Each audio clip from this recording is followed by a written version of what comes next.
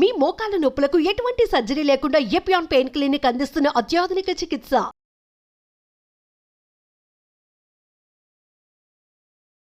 Hello everybody, అందరికీ నమస్కారం.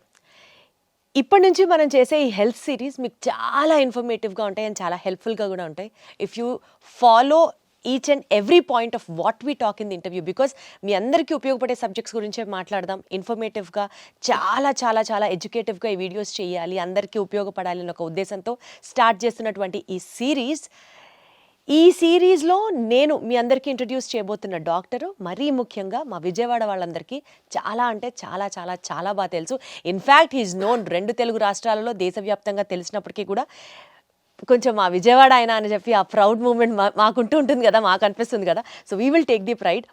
And bariatric సర్జన్గా, సక్సెస్ఫుల్ బేరియాట్రిక్ సర్జన్గా చాలా థౌజండ్స్ ఆఫ్ మేబీ ఇంకా అంతకంటే ఎక్కువైనా సార్ థౌజండ్స్ ఆఫ్ ఆపరేషన్స్ సక్సెస్ఫుల్గా నిర్వహించిన డాక్టర్ గారు is actually a gastroenterologist and a surgeon. కాబట్టి 2 సబ్జెక్ట్స్ని కంబైన్ చేస్తూ మీ అందరికీ ఉపయోగపడేటువంటి వీడియోస్ చేయడమే ఈ సిరీస్ యొక్క లక్ష్యం. So without any delay, let me take the privilege in introducing to you all the celebrity doctor అనే చెప్పాలి, ఎందుకంటే ఆయన వీడియోస్ కూడా యూట్యూబ్లో ఫాలో అయ్యే వాళ్ళు బోలెడు మంది ఉంటారు. So he is none other than Ravikanth Kongara garu. Sir నమస్తే. నమస్తే అండి. ఎలా ఉన్నారు సార్? అంతా ఫైన్. ఎప్పుడు అలానే ఉంటారు సార్? అలా how do you maintain that? అట్లా ఏం లేదండి, దానికి మెయింటైన్ చేయడానికి డిసిప్లిన్. మనకి మార్నింగ్ 8 కల్లా నాది సర్జరీ స్టార్ట్ అయిపోతాయి, 10-11 కల్లా ఓపీ స్టార్ట్ అవుతుంది. ఇంకా డైలీ రొటీన్ అదే. ఈవినింగ్ 5:30-6 వరకు వర్క్ జరుగుతుంది. ఇంకా తర్వాత 1 గంట 2 గంటలు జిమ్ చేసి మళ్ళీ రొటీన్ అదే ఎవ్రీడే. బేసికల్గా సిల్వర్ స్క్రీన్ మీద నాగార్జున గారు మారరు, ఇక్కడ బయట మీరు మారరు, ఎప్పుడు అలానే ఉంటారు, ఎప్పుడు చూసినా అలాగే ఉంటారు. మనం అందరికీ ట్రీట్ చేసే పేషెంట్సే ఒబీస్ పేషెంట్స్. వాళ్ళకి మనం ఇలా చేయండి అలా చేయండి అని చెప్పేటప్పుడు ముందు మనం హెల్తీగా లేమనుకోండి, we are not fit to preach them ఇలా చేయండి అలా చేయండి అని. ఫస్ట్ ఆఫ్ ఆల్ మన డిసిప్లిన్ మనం చూసుకుంటే వాళ్ళకి ఏదన్నా సలహా ఇవ్వచ్చు. Got it sir. సరే, యాక్చువల్గా ఎప్పుడో నుంచో మిమ్మల్ని అడగాలనుకుంటున్నాను. బేరియాట్రిక్ సర్జన్గా మీరు చాలా సక్సెస్ఫుల్గా చాలా బాగా ప్రమోట్ చేశారు and people all know you that way. కాకపోతే యువర్ యాక్చువల్ క్వాలిఫికేషన్ బీయింగ్ మీరు ఒక గ్యాస్ట్రోఎంట్రాలజిస్ట్ అండ్ సర్జన్. ఎప్పుడైతే మీరు యూట్యూబ్లో వీడియోస్ వీటి గురించి కూడా మాట్లాడడం స్టార్ట్ చేశారో అప్పుడు మా అందరికీ అర్థమైంది, ఓహో యూ ఆల్సో ట్రీట్ దిస్ అన్నది. ఎలా అట్లాగా from gastroenterology to bariatrics, how did it all happen? యాక్చువల్గా అండి, ఎంబీబీఎస్ తర్వాత 3 years సర్జరీ అండి, అది పోస్ట్ గ్రాడ్యుయేషన్. దాని తర్వాత super speciality 3 years gastroenterology, surgical gastro అనమాట. అది నిమ్స్లో చేయటం జరిగింది. నేను ఎంబీబీఎస్ తర్వాత ఎంబీబీఎస్ వరంగల్ కాకతీయ మెడికల్ కాలేజ్లో చేశాను. తర్వాత ఎంఎస్ జనరల్ సర్జరీ వచ్చేసి సర్జరీ మెయిన్స్ అన్ని రకాల సర్జరీస్కి ట్రైనింగ్ ఉంటుంది, అది ఉస్మానియా మెడికల్ కాలేజ్ హైదరాబాద్లో చేశాను. తర్వాత నిమ్స్లో గ్యాస్ట్రో చేశాను. సో నేను ప్రాక్టీస్ స్టార్ట్ చేసినప్పుడు నిమ్స్లో 2011లో నాది అయిపోయిన వెంటనే నెక్స్ట్ మంత్ ఇక్కడికి వచ్చి స్టార్ట్ చేశాను. ఎందుకంటే మా రిలేషన్, మా బ్రదర్ సిస్టర్ ఇటువైపు సెటిల్ అయినారు కదా, వాళ్ళ అందరం కలిసి ఉండొచ్చని ఇక్కడికి వచ్చాను. ఇక్కడికి వచ్చిన తర్వాత ఆల్రెడీ ఒక 10 మంది పైన గ్యాస్ట్రోఎంట్రాలజిస్టులు ఉన్నారు, సర్జన్స్ ఉన్నారు. సో ఒకప్పుడు ఇప్పుడు నేను కొత్తగా వస్తే నా దగ్గరికి ఎవరినైనా పేషెంట్ నమ్మి ఎలా పంపిస్తారు? ఇప్పుడే పాస్ అవుట్ అయ్యి వచ్చాం, వీడు ఎలా చేస్తాడో ఏం చేస్తాడో ఎప్పటి నుంచో ఉన్న డాక్టర్స్ ఉంటారు కదా. ఇప్పుడు ఒక గాల్ బ్లాడర్ ఆపరేషన్, పసర సంచిలో రాళ్ళకు ఆపరేషన్ చేయాలన్నా, అపెండిక్స్ ఆపరేషన్ చేయాలన్నా, పొట్టకు సంబంధించిన ఎండోస్కోపీ చేయాలన్నా, ఏదైనా కొత్తగా మనం వచ్చినప్పుడు మనం ఎవరికి తెలియదు. యాక్చువల్గా నేను చదువుకుందేమో వరంగల్ అండ్ హైదరాబాద్. ఒక 15 ఏళ్ళు మొత్తం నేను పుట్టింది పెరిగింది అంతా కూడా తెలంగాణలోనే, సెటిల్ అయింది ఇటు. కాబట్టి నాకు ఇటువైపు ఎక్కువ పరిచయాలు లేవు. మా ఫ్రెండ్స్ ఇప్పుడు హైదరాబాద్లో ఏ హాస్పిటల్కి వెళ్ళినా నా జూనియర్స్ కానీ సీనియర్స్ కానీ ఉంటారు. ఏ హాస్పిటల్కి వెళ్ళినా హలో హాయ్ అని పలకరించే ఫ్రెండ్స్ ఉంటారు. ఇక్కడ ఎవరు లేరు. అట్లా నాకు రిఫరల్స్ వచ్చేవి కావు. అంటే పలానా కండిషన్కి ఈయన క్వాలిఫైడ్ డాక్టరు, బెటర్ డాక్టర్ అనేది కొత్తగా వచ్చిన వాళ్ళకి ఎవరు ఉండరు. కాబట్టి నా దగ్గరికి రెగ్యులర్ గ్యాస్ట్రో ప్రాక్టీస్ ఏది వచ్చేది కాదు. ఓకే. దాంతో నాకేంటంటే ఇంకెలాగా చాలామంది చేస్తున్నారు కదా, ఎవరు చేయలేంది కష్టమైంది ఉన్నది బేరియాట్రిక్ సర్జరీ, అది చేద్దాం అనేది నాకు. దానికి స్పెషల్ ట్రైనింగ్ బెల్జియంలో చేసి వచ్చాను అనమాట. సో అందుకని నేను బేరియాట్రిక్ సర్జరీ ఆ కాలంలో ఎవ్వరు చేయట్లేదు. అది మొదలుపెట్టాం మనం. మొదలుపెట్టినప్పుడు ఛాలెంజింగ్ కేసెస్ తీసుకుని, అంటే 200 కేజీలు హైదరాబాద్లో అన్ని కార్పొరేట్ హాస్పిటల్లో వదిలేసిన పేషెంట్స్ని కానీ, పండ్రి కానీ, బాల్భీముడు కానీ, అసలు ఇన్యూమరబుల్ 250 కేజీలు దాటిన పేషెంట్స్, చావు బతుకులు వచ్చిన పేషెంట్స్, అలా చాలామందిని ట్రీట్ చేయగలిగాం. సో అప్పుడు ఫోకస్ అంతా దాని మీద ఉండింది. దానివల్ల బేరియాట్రిక్ సర్జరీ ఎవరు చేసేవాళ్ళు లేరు కాబట్టి మీరు లైమ్ లైట్ లోకి రావడం జరిగింది. అది మోనోపోలీ లాగా ఎక్కువ రిఫరల్స్ అందరూ పేషెంట్ టు పేషెంట్ వచ్చేదన్నమాట. సో అట్లా మనం కష్టమైన పేషెంట్స్, వెరీ లావు ఉన్న పేషెంట్స్, 200 కేజీలు 250 కేజీలు చావు బతుకులో ఉన్నాయి, అన్నీ అందరు రిజెక్ట్ చేసినాయి. అవి చేయటం వల్ల దాంట్లో ఎక్కువ గుర్తింపు వచ్చింది. ఎప్పుడైతే కోవిడ్లో మనం ఖాళీగా ఉండి లాక్డౌన్లో ఏదో టైంపాస్కి ఒక గ్యాస్ట్రో అది చదువుకున్నాం కదా, సర్జరీ అది చదువుకున్నాం కదా అని జనరల్ టాపిక్స్ కొన్ని నేను ఒక 40 వీడియోలు చేశానండి. చేసిన తర్వాత అవి బాగా వైరల్ అయ్యి ఎక్కువ మంది, అంటే మనం ఇవన్నీ చేస్తున్నారు గ్యాస్ట్రోఎంట్రాలజిస్ట్, గ్యాస్ట్రో ప్రాక్టీస్ అని అందరికీ తెలవటం వల్ల ఒకళ్ళ నుంచి ఒకళ్ళు పేషెంట్స్ రావటం జరిగింది. ఇప్పుడు ఏంటంటే మనకి బేరియాట్రిక్ సగం ఉంటున్నారు. గ్యాస్ట్రో అనేది ఏంటంటే అదొక సముద్రం లాగా, చాలా రకాల కంప్లైంట్స్ ఉంటాయి. అంటే గ్యాస్ ట్రబుల్ కానించి, గ్యాస్ ట్రబుల్ అంటేనే అదొక మహాసముద్రం లాగా ఉంటుంది. దాంట్లో చాలా రకాల కంప్లైంట్స్ ఉంటాయి. దానికి తోడు ప్యాంక్రియాస్ అని, లివర్ అని, కిడ్నీ రాదు కానివ్వండి, కిడ్నీ చుట్టుపక్కల ఉండే చాలా అవయవాలు కూడా అన్ని పొట్టలోనే ఉంటాయి కదా. గ్యాస్ట్రో అంటేనే పొట్టకు సంబంధించింది. స్ప్లీన్ అని, చిన్న పేగు, పెద్ద పేగు చాలా ఉంటాయి అన్నమాట. ప్లస్ ప్రాక్టాలజీ అంటారు, అంటే చాలామందికి బ్లడ్ పట్టడం, అంటే పైల్స్, ఫిషర్స్, ఫిస్ట్లా, ఇట్లా రకరకాలు, అంటే నోటి దగ్గర నుంచి పేగులో కింద వరకు వచ్చే అంతా కూడా దాంట్లో కవర్ అవుతుంది అన్నమాట. బట్ ఒకటి సార్, ఇలా 2 స్ట్రీమ్స్ని మీరు కవర్ చేయడం, మీరు అందులో స్పెషలైజ్ అయి ఉండడం ఇప్పుడు మాకు చాలా హెల్ప్ అవుతుంది. బికాస్ అటు బేరియాట్రిక్ సబ్జెక్ట్ గురించి అన్నా మీ దగ్గరికే రావాల్సి ఉంటుంది, ఇటు గ్యాస్ట్రో సమస్య ఏదైనా సరే మీ వైపే చూడాల్సి ఉంటుంది. సో ఐ థింక్ ఇప్పుడు మనం స్టార్ట్ చేసే ఈ సిరీస్లో let us talk about both the issues, 2 cover అయ్యేటట్టు. ఎందుకంటే అవే ప్రజలను ఇప్పుడు బాగా పీడిస్తున్నటువంటి మెజారిటీ ఆఫ్ ది ప్రాబ్లమ్స్లో అవి కూడా ఉన్నాయి. కాబట్టి టు స్టార్ట్ విత్ అండి, ఈ ఎపిసోడ్లో స్పెషల్గా మనం గ్యాస్ ప్రాబ్లం గురించి మాట్లాడుకుందాం. గ్యాస్ ప్రాబ్లం అనేది చాలామంది రెగ్యులర్గా ఫేస్ చేస్తూ ఉన్నటువంటి ప్రాబ్లమే. గ్యాస్ వదలడం అనేది మధ్యలో నలుగురిలో ఉన్నప్పుడు కాస్త ఇబ్బందిగా అనిపించవచ్చు. అండ్ బ్లోటింగ్, కడుపు ఎప్పుడు ఫుల్గా అనిపించడం, ఏమి తినాలనిపించకపోవడం. సో మేబీ ఇవాల్టి రేపటి మనకున్న స్ట్రెస్డ్ లైఫ్ స్టైల్ ఒక మేజర్ రోల్ ప్లే చేస్తున్నా సరే, గ్యాస్ ప్రాబ్లమ్ని కనుక సరిగ్గా ట్రీట్ చేయకపోతే చాలా కాంప్లికేషన్స్ కూడా వస్తాయని విన్నాము. So you have to tell us అసలు గ్యాస్ ప్రాబ్లం అంటే ఏంటి సార్, ఎన్ని రకాలు ఉంటాయి, and how do we overcome this? So గ్యాస్ట్రోఎంట్రాలజిస్ట్కి అంతా గ్యాస్ మయం లాగే ఉంటుందండి. రోజు ఉదయం నుంచి సాయంత్రం వరకు పేషెంట్స్ అందరూ గ్యాస్ అని వస్తారు. యాక్చువల్గా గ్యాస్ అనేది ఏమి ఉండదండి. యాక్చువల్గా టెక్స్ట్ బుక్లో సార్ నాకు గ్యాస్ ట్రబుల్ ఉందని అంటారు. గ్యాస్ ట్రబుల్ అనే వర్డ్ ఎక్కడ పుస్తకాల్లో ఉండదు. There is no term, no disease like gas trouble. Okay, gas trouble అంటే ఒక్కొక్కరికి ఒక్కొక్కటి. ఇప్పుడు కొంతమందికి తేపులు ఎక్కువ వస్తే దాన్ని గ్యాస్ ట్రబుల్ అంటారు. కొంతమంది పట్టుభ్రమంగా ఉంటే గ్యాస్ ట్రబుల్ అంటారు. కొంతమందికి గ్యాస్ కింద నుంచి ఎక్కువ వస్తే దాన్ని గ్యాస్ ట్రబుల్ అనుకుంటారు. కొంతమంది కడుపు నొప్పి వస్తే గ్యాస్ అనుకుంటారు. కొంతమంది ఛాతీలో మంటలాగా ఉంటే గ్యాస్ ట్రబుల్ అనుకుంటారు. రకరకాలుగా. సో కొంతమందికి ఊరికే విరోచనాలు, ఇర్రెగ్యులర్గా బౌల్ మూమెంట్స్ వస్తే ఏదో గ్యాస్ ఉందని అంటుంటారు. బ్లోటింగ్ అంటారు, ఉబ్బరం అంటారు, ఇట్లా రకరకాల. ఇది పలానా ఒక జబ్బు కింద కాదండి. It's a non specific patient తయారు చేసిన జబ్బు అనమాట. దాన్ని వాళ్ళు గ్యాస్ అంటే వాళ్ళు చెప్పే కంప్లైంట్స్ అన్నీ నిశితంగా పరిశీలించి, ఓహో వీళ్ళకి ఈ ప్రాబ్లం ఉంది, ఓకే వీళ్ళకి గాల్ బ్లాడర్లో రాయి ఉన్నా కానీ గ్యాస్ ట్రబుల్ లాగా వస్తుంది. అంటే వాళ్ళు ఏంటంటే నూనె వస్తువులు తినలేరు. నూనె వస్తువులు తినగానే కడుపులో ఇబ్బంది అవుతుంది. అన్నం తిన్న తర్వాత కానీ, నూనె వస్తువులు తిన్నప్పుడు కానీ, నూనె వస్తువులు లేకపోతే అట్లా. ఈ కంప్లైంట్ ఉంటే ఒక్క గాల్ బ్లాడర్ దాంట్లోనే నూనె వస్తువులు తినలేనిది వస్తుంది, ఇంకా దేంట్లో రాదనమాట. అట్లా వాళ్ళు చెప్పే కంప్లైంట్లో మన క్లూస్ దొరుకుతూ ఉంటాయి. ఇప్పుడు కడుపులో మధ్యలో నొప్పి వచ్చి వీపులోకి పాకుతుంది అనుకోండి, అది ప్యాంక్రియాస్ నొప్పి. ప్యాంక్రియాస్ నొప్పి ఒక్కటే వీపులోకి పాకుతుంది. పసర సంచిది ఎప్పుడు రైట్ సైడ్ వస్తుంది. రైట్ సైడ్ వచ్చి కుడి భుజానికి వెళ్తుంది అనమాట. సో ఇంకా ఎసిడిటీ ప్రాబ్లం, రిఫ్లెక్స్ అనుకోండి, బొడ్డు పైన వచ్చి ఎడమ వైపు ఛాతీలో వస్తుంది. అది హార్ట్ బర్న్ అంటారు, కడుపు మంట అంటారు. కొంతమంది కడుపు మంట అంటారు. కొంతమంది ఎక్కువ అసూయ, ఒకప్పుడు అంటారు కదండి, ఎక్కువ అసూయ, జలసి ఉండి వాళ్ళు ఎక్కువ ఆలోచించి వాళ్ళ బాడీలో ఎక్కువ యాసిడ్ తయారయ్యి యాసిడ్ వల్ల అల్సర్స్ ఫామ్ అవుతాయి అన్నమాట. అల్సర్స్ ఫామ్ అయ్యి దాన్ని ఎసిడిటీ అంటారు. ఆ యాసిడ్ ఎక్కువ ఉన్న వాళ్ళకి అన్నవాహిక అనేది మనకి గొంతు నుంచి పొట్టలోకి వెళ్ళే ఇసోఫేగస్ని అన్నవాహిక అంటారు. అది ఛాతీలో ఉంటుంది అనమాట. అది కొంచెం లెఫ్ట్ సైడ్ ఉంటుంది, హార్ట్ వెనకాల నుంచి వెళ్తుంది. కాబట్టి వాళ్ళందరికీ హార్ట్ బర్న్ లాగా వచ్చి గుండె నొప్పి ఏమో చచ్చిపోతామేమో అన్న భయంతో వస్తారు వాళ్ళు, పరుగులు తీసుకుంటూ వస్తారు. సో కాకపోతే మనకు అక్కడ రకరకాలు, ఇది ఎసిడిటీయా, రిఫ్లక్స్ డిసీజా. పొట్టలో యాసిడ్ ఉంటే ఏం ప్రాబ్లం లేదు, అది ఛాతీలోకి ఎక్కువ వస్తే కనుక రిఫ్లక్స్ అంటారు.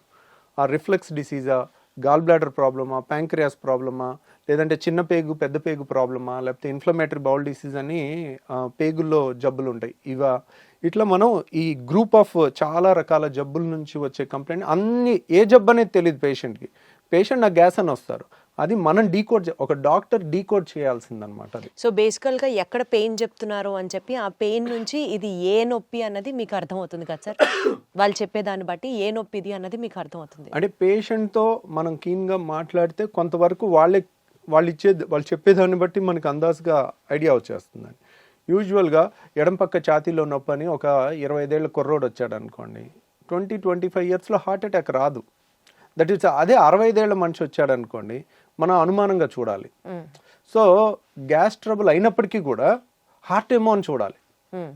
సో ఎందుకంటే గ్యాస్ ట్రబుల్కి మనం ఎసిడిటీ కానీ రిఫ్లక్స్ కానీ ట్రీట్మెంట్ చేయకపోయినా ప్రాణం పోదు. కానీ అదే పేషెంట్కి హార్ట్ ప్రాబ్లం ఉండి, హార్ట్ ప్రాబ్లమ్ని మనం హార్ట్ అటాక్ అయి ఉండి దాన్ని హార్ట్ బర్న్, గ్యాస్ ట్రబుల్ అని అనుకుని మనం కరెక్ట్ టైంలో ట్రీట్మెంట్ ఇవ్వకపోతే వాళ్ళకి లైఫ్ కూడా రిస్క్ వచ్చే అవకాశం ఉంటుంది. సో అక్కడ సిచ్యువేషన్ బట్టి ఓవరాల్గా ఇప్పుడు ఇంట్లో లేడీస్ అన్నం ఉడికిందా లేదా ఒక మెతుకుతో ఎట్లా చేస్తారో, పేషెంట్ వచ్చి వాళ్ళు చెప్తుండే కొద్దీ మనకు అర్థమైపోతా ఉంటుంది, ఓహో వీళ్ళది ఇది, సో ఇది అయ్యి ఉండొచ్చు. కానీ కన్ఫర్మ్ చేసుకోవాలంటే ఈ టెస్ట్ చేయాలి, అవసరమైతే ఎండోస్కోపీ చేయాలి, సిటీ స్కాన్ చేయాలి, అల్ట్రాసౌండ్ స్కాన్ చేయాలి, ఎంఆర్ఐ స్కాన్ చేయాలి. ఓహో దీనికి ఈ స్కాన్ అయితే బాగా పనిచేస్తుంది అట్లా. సార్ ఇప్పుడు ఏ నొప్పి అయినా సరే అది గ్యాస్ అని పేషెంట్ ఏదైతే చెప్తారో మీ దగ్గరికి వచ్చినప్పుడు దానికి మేజర్గా మనం చూడాల్సినటువంటి కారణాలు ఏంటి? ఇప్పుడు ఒకప్పుడు మా చిన్నప్పుడు ఇంత మరి అవేర్నెస్ లేకపోవటం వలన అప్పుడు కూడా ఉన్నదో మనకు తెలియదు, కానీ ఇప్పుడైతే చాలా ఎక్కువ పేషెంట్స్ అయితే ఉంటున్నారండి. దానికి కారణం ఏంటంటే ఒకప్పుడు ఉన్న ఫుడ్ హ్యాబిట్స్, ఇప్పుడున్న ఫుడ్ హ్యాబిట్స్. ఇప్పుడు అంతా జంక్ ఫుడ్, బయట ఫుడ్. ఒకప్పుడు మనకి ఇంట్లో ఏది వండితే అదే తినేవాళ్ళం, ఇప్పుడు బయట ఫుడ్స్ చాలా చాలా చాలా ఎక్కువైపోయినాయి. ఇప్పుడు మన ఇంట్లో కూడా 2-3 పిల్లలు ఉంటే ఒక్కొక్కళ్ళు ఒక్కొక్క రెస్టారెంట్ని ఒక్కొక్క ఐటమ్ ఆర్డర్ పెట్టే పరిస్థితి ఉంది. ప్రతి ఇంట్లో కూడా ఇది ఉంది, ఇది ఎవరు ఇల్లు ఎక్సెప్షన్లా లేదు. తర్వాత డే బై డే అగ్రికల్చర్లో కూడా ప్రాఫిట్ ఓరియంటెడ్గా మనకి ఏమేమి పెస్టిసైడ్స్ కొడుతున్నారు, ఎంత మోతాదులో కొడుతున్నారు, దాని రెగ్యులేషన్ అనేది అంత ప్రాపర్గా లేదు. దానివల్ల వస్తుందా, దీనివల్ల వస్తుందా, ఇవన్నీ కూడా మోస్ట్ లైక్లీ ఇవన్నీ కారణాలు అయి ఉండొచ్చు. ఈ కారణాన్ని క్లియర్ కట్గా ఎస్టాబ్లిష్ చేయాలంటే చాలా పెద్ద రీసెర్చ్ చేయాలండి. అది గవర్నమెంట్ ఇనిషియేటివ్గా తీసుకుని పెద్ద స్టడీ, లక్షల మంది పేషెంట్ని స్టడీ చేయటం అనేది అంత ఈజీ కాదు. వాళ్ళు తీసుకున్న ప్రతి మోతాదులో ఏ పెస్టిసైడ్ ఎంత ఉంది అని టెస్ట్ చేయాలన్నా కానీ ఒక్కొక్క టెస్ట్కి మనకి 1000 ఖర్చు అవుతుంటుంది అనమాట. అవన్నీ ప్రూవ్ చేయాలంటే ఇట్స్ ఏ పబ్లిక్ ఇనిషియేటివ్. ప్రైవేట్గా ఒక డాక్టర్ కానీ ఒక ఇండివిజువల్ కానీ చేయగలిగింది కాదనమాట. ఇప్పుడు మన అమెరికాలో అయితే అలా నేషనల్ ఇన్స్టిట్యూట్ ఆఫ్ హెల్త్ అని ఉంటుంది, వాళ్ళు స్పాన్సర్ చేస్తారు, $1 మిలియన్ అట్లా రీసెర్చ్కి ఇస్తారు అనమాట. మన దగ్గర కూడా కొన్ని ఉన్నాయి, ICMR అని. అట్లా రీసెర్చ్ చేస్తే గానీ మనకి ఎందువల్ల అనేది ఈ గ్యాస్ ప్రాబ్లం వస్తుంది అన్నది తెలియదు. అంటే ఇదే కారణాలు ఇదివరకు లేని ఇప్పుడు వచ్చినాయి కదండి. ఇప్పుడు ఇదివరకు ఇంత ఒబిసిటీ లేదు, ఇప్పుడు ఎందుకు వచ్చింది అంటే, ఇప్పుడు ఇదివరకు 2 వీలర్స్ ఎన్ని ఉన్నాయి, ఇప్పుడు ఎన్ని ఉన్నాయి. నా స్కూల్కి నేను నడుచుకుంటూ వెళ్ళేవాడిని, ఇప్పుడు మా పిల్లలు కార్లో దిగి కార్లో వెళ్తున్నారు. సో ఇప్పుడు ఎన్ని 2 వీలర్స్ ఉన్నాయి, అప్పుడు ఎన్ని లక్షలు ఉన్నాయి, ఇప్పుడు ఎన్ని కోట్లు ఉన్నాయి. రైట్. సో ఎన్ని లిఫ్ట్లు ఉన్నాయి, అప్పుడు మారుతున్న లైఫ్ స్టైల్ దీనికి మెయిన్ కారణం అన్నట్టుగా అర్థం చేసుకోవాలి మనం. అటు ఒబిసిటీకైనా, పెరుగుతున్న గ్యాస్ సమస్యలకైనా, పెరుగుతున్న క్యాన్సర్లకైనా కూడా మోస్ట్లీ మన పర్యావరణం మారటం కానీ అన్నీ కూడా కారణం అన్నమాట. సరే ఇప్పుడు ఈ గ్యాస్ ట్రబుల్కి అయితే మనం ఇట్లా జనరలైజ్డ్గా మాట్లాడుకుంటున్నాం. ప్రత్యేకంగా ఇందాక మీరు ఒక మాట అన్నారు, యాసిడ్ రిఫ్లెక్స్ అని. అంటే పొట్టలో ఉండాల్సిన యాసిడ్ పైకి తంతు ఉంటే అది యాసిడ్ రిఫ్లెక్స్ అని. అది కూడా ఎక్కువగా వింటున్నాం, అది కూడా ఒకలాంటి గ్యాస్ ప్రాబ్లమే అంటారా? దాని గురించి ఏమైనా డీటెయిల్గా మాట్లాడుకుందాం. అంటే చాలామందికి అండి ఎసిడిటీ అంటే 2 రకాలు.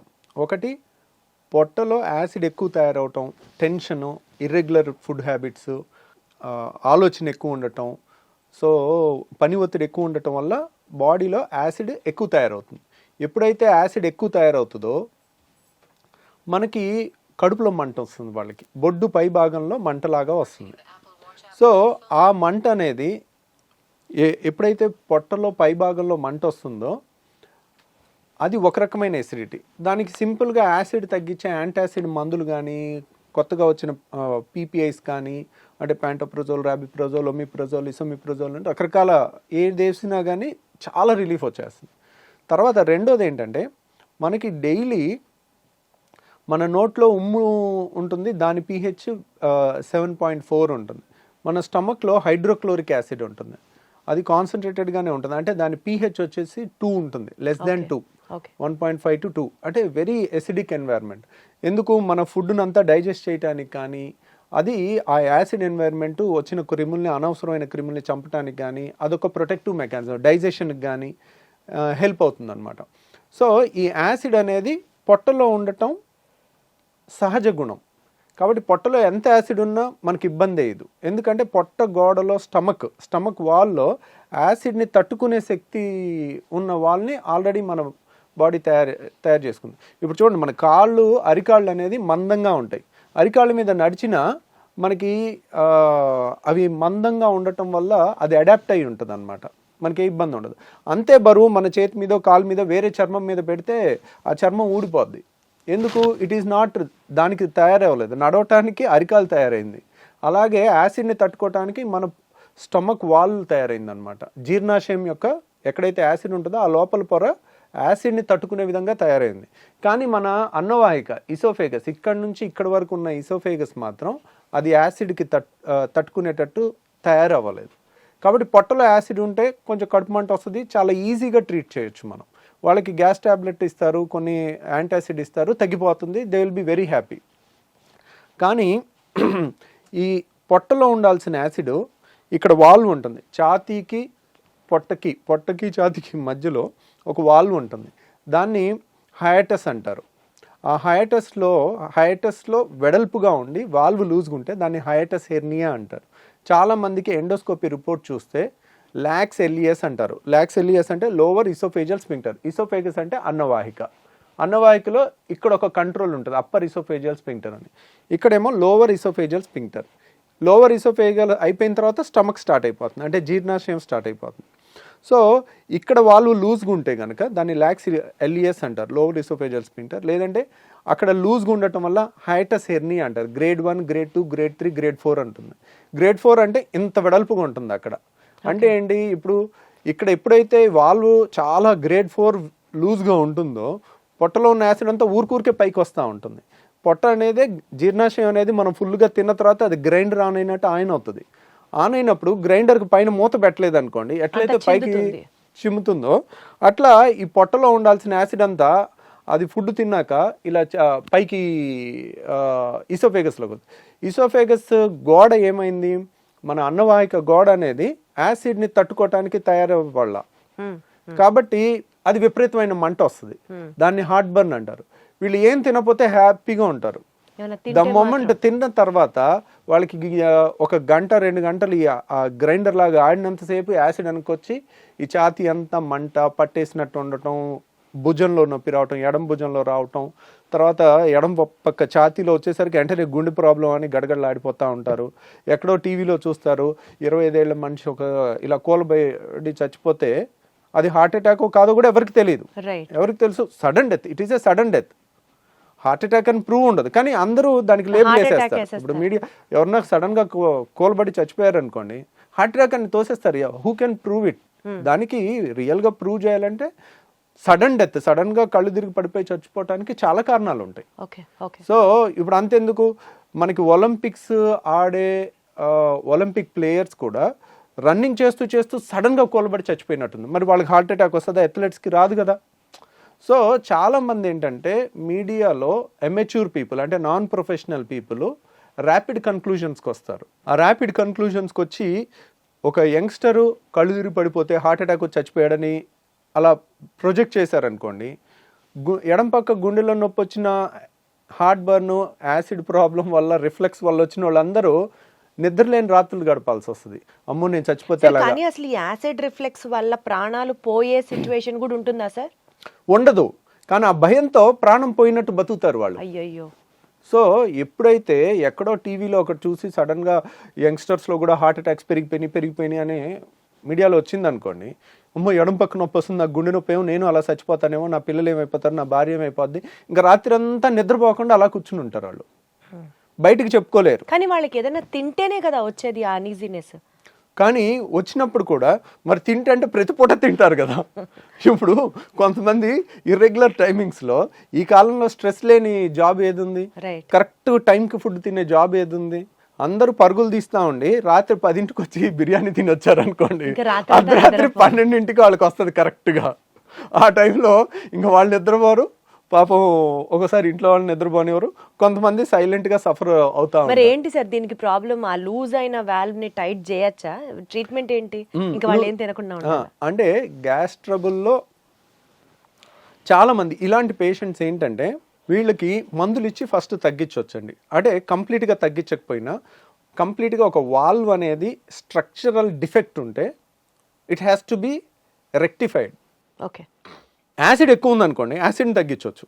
ఇక్కడ యాసిడ్ ఎక్కువ ఉండటం ప్రాబ్లం కాదు, నార్మల్ ఉండాల్సిన యాసిడే ఉంది, కానీ పొట్టలో ఉండాల్సిన ఛాతీలోకి వస్తుంది. రైట్. సో అక్కడ లూజ్గా ఉన్న వాల్వ్ని సో ఏదో విధంగా టైట్ చేసుకోవాలి. ఆ టైట్ చేసుకునే ముందు మనకి కొన్ని జాగ్రత్తలతో తగ్గించవచ్చు. ఆ జాగ్రత్తలు ఏంటంటే రిఫ్లెక్స్ కేర్ అంటారు దాన్ని. దాంట్లో ఏంటంటే ఒకేసారి కడుపు నిండా తినటం అనేది పెట్టుకోకూడదు.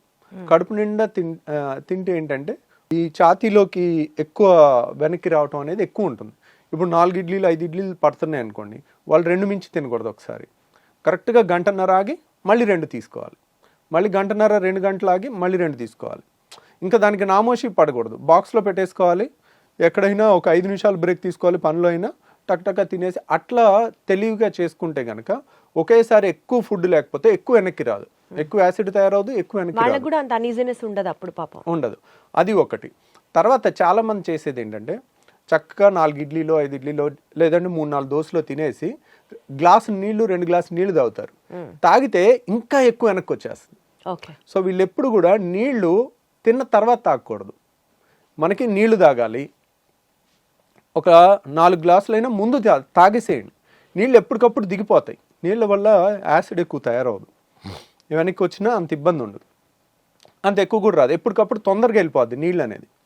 సో నీళ్ళంతా తాగేసిన తర్వాత ఒక 10 నిమిషాల తర్వాత అప్పుడు ఫుడ్ తిన్నారనుకోండి, ఫుడ్ తిన్నాక నీళ్ళు తాగలేదనుకోండి, వెనక్కి వచ్చేది తక్కువ ఉంటుంది అన్నమాట. స్టమక్ మొత్తం నిండిపోదు. అంటే ఫుడ్తో సగం నిండిపోయి సగంతో నీళ్ళతో ఉంటే ఆ గ్రైండర్ ఆన్ అవగానే సప్పని పైకి కొట్టేస్తుంది. సో ఇలా రిఫ్లెక్స్ కేర్ అని ప్లస్ యాసిడ్ తగ్గించే టాబ్లెట్స్ కొన్ని వేసుకుంటే కూడా చాలా రిలీఫ్ వస్తుంది వాళ్ళకి. ఓకే. సో ఇలా మందులతో 90% క్యూర్ చేయొచ్చు. వండర్ఫుల్. కానీ ఒక 10% మాత్రం ఇంకా తిరుగుతూనే ఉంటారు. ఒక డాక్టర్ దగ్గరికి వెళ్తారు, మందులు ఇస్తారు, తగ్గదు. ఇంకో డాక్టర్ దగ్గరికి వెళ్తారు, మందులు ఇస్తారు, తగ్గదు. అక్కడ స్ట్రక్చరల్ ప్రాబ్లమ్ని అలా 10% వాళ్ళకి మనం లేటెస్ట్గా ఒక టెస్ట్ వచ్చిందండి, దాన్ని 24 hour pH స్టడీ అంటారు. అంటే 24 గంటలు మనం హాస్పిటల్లో ఉంచి ఒక మెషిన్కి బెల్ట్ దగ్గర పెట్టేస్తాం. బెల్ట్ దగ్గర పెట్టేసి సన్న దారం లాంటిది ముక్కులోంచి స్టమక్ వరకు పంపిస్తే దాని మీద pH సెన్సార్స్ ఉంటాయి. అంటే ఇక్కడ ఎంత pH ఉంది, పొట్టలో ఎంత pH ఉంది అనేది 24 hours మనం టెస్ట్ చేయాలి. టెస్ట్ చేస్తే యాసిడ్ ఇక్కడ కూడా ఎక్కువ ఉందని వచ్చినప్పుడు pH ఇక్కడ 2 ఉంటుంది, ఇక్కడ 7 ఉండాలి. ఇక్కడ కూడా 2 ఉందనుకోండి, that indicates reflex disease, acid reflex disease. దాన్ని కన్ఫర్మ్ చేసుకున్న తర్వాత అది ఆ టెస్ట్ పాజిటివ్ వస్తే మాత్రం సర్జరీ చేసుకోవాలి. ఆ టెస్ట్ కొంచెం కాస్ట్ ఎక్కువ ఉంటుంది, 24 గంటలు హాస్పిటల్లో ఉండి చేసుకోవాలి. సో బట్ దాంట్లో కనుక మనకి పాజిటివ్ వచ్చిందంటే కనుక అప్పుడు we can consider reflex surgery. Anti reflex surgery అనేది మనం ఈ వాల్వ్ని టైటన్ చేసుకుంటే వెనక్కి రాకుండా ఉంటుందన్నమాట. ఓకే. ఓకే. సో ఆ సర్జరీ మన దగ్గర ఇక్కడ చేస్తున్నారా సార్? మనం కూడా పర్ఫామ్ చేస్తాం. ఈ యాంటీ రిఫ్లెక్స్ సర్జరీని నిస్సెన్స్ ఫండ్ అప్లికేషన్ అంటారు. దాని పేరు నిసెన్స్ అనే సైంటిస్ట్ పేరు పెట్టారనమాట. ఆ ఫండ్ అప్లికేషన్ అంటారు. దానికి ఆల్మోస్ట్ కోత ఉండదు, కుట్టు ఉండదు, చిన్న హోల్ ద్వారా చేస్తాము. ఒక 20 minutes to 30 minutesలో అయిపోతుంది. ఈరోజు మార్నింగ్ చేస్తే నెక్స్ట్ డే ఈవినింగ్ 95% డిశ్చార్జ్ అయిపోతారు. ఇంకొక 5% నెక్స్ట్ డే డిశ్చార్జ్ అవుతారు. సో ఇది ఎఫెక్టివ్నెస్ ఎంత ఉంటుంది అంటే కనుక ఆల్మోస్ట్ 75% నుంచి 85% వరకు ఉంటుంది. ఒక 25%కి సగం రిలీఫే ఉంటుంది. ఎందుకు దాంట్లో 100% గ్యారంటీ చెప్పలేకపోతున్నాం. ఇప్పుడు రాళ్ల సమస్య ఉంది, గాల్ బ్లాడర్ తీసేసాం, 100% క్యూర్, మళ్ళీ జన్మలో వాళ్ళు మన దగ్గరికి రావాల్సిన పని ఉండదు. అది 100% అనే 99% to 100% గ్యారంటీగా చెప్పేయచ్చు. అదే రిఫ్లెక్స్ దాంట్లో 70 to 85% అనేది చాలా హై రిజల్ట్ అనమాట. సో ఎందుకనంటే ఇప్పుడు ఏదన్నా తీసేయటం తేలిక. గాల్ బ్లాడర్ తీసేసాం, అయిపోయింది. గర్భసంచి తీసేసాం, అయిపోయింది. చెయ్యి నరికేసాం, నిమిషం పని. సో తీసేయటం తేలిక. మొండి చేయిని ఇలా తయారు చేయలేం. మనిషి ఇంకో 1000 జన్మలు ఎత్తినా కానీ, సైన్స్ ఎంత డెవలప్ అయినా కానీ మొండి చేయిని ఈ మూమెంట్ రాదు. రాయటం కానీ ఈ అద్భుతమైన క్రియేషన్ అనేది జరగదు. ఈ వాల్వ్ కూడా ఒక అద్భుతమైన క్రియేషన్. అది మనకి న్యాచురల్గానే పర్ఫెక్ట్గా ఉండాలి. దాన్ని మనం క్రియేట్ చేస్తున్నప్పుడు మనం ఒక గాడ్ క్రియేట్ చేసిన క్రియేషన్ అంత పర్ఫెక్షన్గా ఎప్పటికీ చేయలేం. 80% క్రియేషన్ అనేది ఇంకా వరల్డ్స్ బెస్ట్ రిజల్ట్ అనమాట. ఆ మాత్రం రిజల్ట్ ఇవ్వటమే చాలా కష్టం. అందుకనే అంత రిజల్ట్ కూడా ఇవ్వలేక ఎవ్వరు ఈ సర్జరీస్ అసలు చెప్పరు. మీరు 10 మంది నా దగ్గరికి సర్జరీ కోసం వస్తారు, వాళ్ళు ఆల్రెడీ 10 మంది గ్యాస్ట్రోఎంట్రాలజిస్ట్ని చూసుంటారు. ఇంకెక్కడ దొరక్క బాధపడి పడి పడి తిరిగి చివరికి ఇక్కడన్నా ఏదన్నా దొరుకుద్దేమో అని వచ్చే వాళ్ళు ఉంటారు. అట్లా వచ్చి తగ్గిన వాళ్ళు చాలామంది ఉన్నారనమాట. మనం ఆల్మోస్ట్ ఇండియాలోనే హైయెస్ట్ సర్జరీస్ చేస్తాం. ఇదేంటంటే టెక్నికల్లీ ఛాలెంజింగ్ అనమాట. మనం కొంచెం ఈ టైట్ ఎక్కువ చేసామనుకోండి వాళ్ళకి ముద్ద దిగదు, పట్టేసుకున్నట్టు ఉంటుంది. మళ్ళీ తక్కువ చేసామనుకోండి వెనక్కి వస్తుంది. అది చాలా కరెక్ట్గా ముందు నుయ్యి వెనక్కి గొయ్యిలాగా ఉంటుంది అనమాట ఈ సర్జరీలో. సో అందువల్ల ఈ నిసన్స్ ఫండ్ అప్లికేషన్ అనేది అంత తొందరగా నేను కూడా చెప్పను. ప్లస్ చాలామందికి ఒక టెస్ట్ చేసుకోమని చెప్తాను, మీకు రిఫ్లెక్స్ ఉందా లేదా అని మీరు తెలుసుకోవటానికి. ఇప్పుడు సపోజ్ సార్ ఊరికే వెనక్కి వస్తుంది సార్, తిన్న తర్వాత ఇబ్బంది అవుతుంది సార్, ఛాతీ మండుతుంది, గొంతులోకి వస్తుంది, తేపులు వస్తుంది, మెతుకులు వస్తున్నాయి. ఊరికే కొంతమందికి ఏంటంటే రాత్రి 10ంటికి తిని పడుకుంటారు, పడుకున్న తర్వాత వెంటనే నిద్రపోతారు, పేగులు కదులుతూ ఉంటాయి, కదులుతున్నప్పుడు ఈ వాల్వ్ లూజ్గా ఉంటుంది. అది ఒక్కసారి ఇలా గ్రైండర్ లాగా మధ్యలో ఒక్కసారి ఆన్ అయినప్పుడు టక్కున బుడుకుమని గొంతులోకి వచ్చేస్తాయి, వాటర్ వచ్చేస్తాయి. వాళ్ళు నిద్రపోయి ఉంటారు. మనిషి సోయిలో ఉంటే వెంటనే ఆ వాటర్ని మళ్ళీ మింగేయటమో ఊసేయటమో చేస్తారు. ఇంతే వస్తుంది, కొద్దిగే ఒక గుక్కంతా వస్తుంది. వాళ్ళు నిద్రపోయి ఉండేసరికి అది పొలమారుద్ది, దగ్గిలేస్తారు నిద్రలో పొలమారి. సో ఇది ఒక లక్షణం అనమాట రిఫ్లెక్స్కి. ఇంకొకటి ఏంటంటే కడుపు నిండా తినేసి ఏ మనిషి అయినా, సపోజ్ ఒక 20 ఏళ్ళ కుర్రోడో 30 ఏళ్ళ పర్సన్ మన దగ్గరికి ఈ కంప్లైంట్స్తో వచ్చినప్పుడు కడుపు నిండా 4-5 ఇడ్లీలు అందరూ మీ ఫ్రెండ్స్ అంతా ఎలా తింటారో అలా నువ్వు తిని ముందు కొంగు, ముందు కొంగి కాళ్ళతో చేతులతో కాళ్ళు పట్టుకోవటానికి ట్రై చేయి. అప్పుడు ఏమవుతుంది, నువ్వు ఎప్పుడైతే ముందు కొంగుతావో ఈ ప్రెషర్ పెరుగుతుంది. మనం ఇలా ముందు కొంగగానే పొట్టని స్క్వీజ్ చేస్తాం, పొట్టలో ప్రెషర్ పెరుగుతుంది. ఈ వాల్వ్ లూజ్ ఉందనుకోండి వాళ్ళు ఆపలేరు, టక్కున గొంతులోకి వచ్చేస్తుంది. సో ఈ టెస్ట్ అనేది ఎక్కడ పుస్తకాల్లో లేదండి, ఇది ప్రాక్టికల్ అండ్ కామన్ సెన్స్. ఈ టెస్ట్ అనేది మోస్ట్ వాల్యుబుల్ థింగ్. ఎందుకంటే 10 మంది చేస్తుంది మీ ఫ్రెండ్స్, మీరు చేయలేకపోయారంటే దాని అర్థం ఏంటి? ఇక్కడ రిఫ్లెక్స్ ఉంది, వాల్వ్ తేడా ఉంది, దాన్ని సరి చేసుకోవాలి. సో బేసికల్గా లైఫ్ స్టైల్తో మీరు చెప్పినటువంటి తక్కువ మోతాదులో తినడం, గ్యాప్లు ఇచ్చుకుంటూ తినడం, ఇలా చేసుకుంటూ టాబ్లెట్స్ కొన్ని మీరు సజెస్ట్ చేసిన వాడడం ఒక పద్ధతి. అండ్ ఇంకా కాంట్ బట్ అనుకున్నప్పుడు there is also surgery option which is only 80 to 85% accurate. దీన్ని మనం ఇంకా కంప్లీట్గా ప్రివెంట్ చేయడం అన్నది ఇంకా మన చేతిలో లేదు కదా సార్, బికాజ్ అది స్ట్రక్చరల్గా వచ్చినటువంటి చేంజ్ కాబట్టి. సో దాన్ని మనం ప్రివెంట్ చేయలేము. The best thing they can do is మీలాంటి ఒక బెస్ట్ గ్యాస్ట్రోఎంట్రాలజిస్ట్ని సజెస్ట్ చేయడమే, కలవడమే, మీతో మాట్లాడడమే. సో విన్నారు కదండి, గ్యాస్ ప్రాబ్లం అనేది మనం లైట్గా తీసుకోవడానికి ఏమాత్రం లేదు. ఈ రిఫ్లెక్స్ అనేది కనుక ఇందాక సార్ చెప్పినట్లుగా ఒక 2-3 టెస్టులు మనకి మనమే చేసుకోవచ్చు, హాస్పిటల్లో అడ్మిట్ అయ్యి చేసుకోవాల్సిన కాదు. ఇలాంటివి గమనించుకుంటూ ఎప్పటికప్పుడు మనకు ఆ రిఫ్లెక్స్ సమస్య ఉందా, మేబీ దీనివల్ల ఇంత ఇబ్బంది పడుతున్నామా అన్న ఒక మినిమం అండర్స్టాండింగ్తో డాక్టర్ని కలవడం చాలా చాలా చాలా అవసరం. Thank you so much sir. Thank you అండి.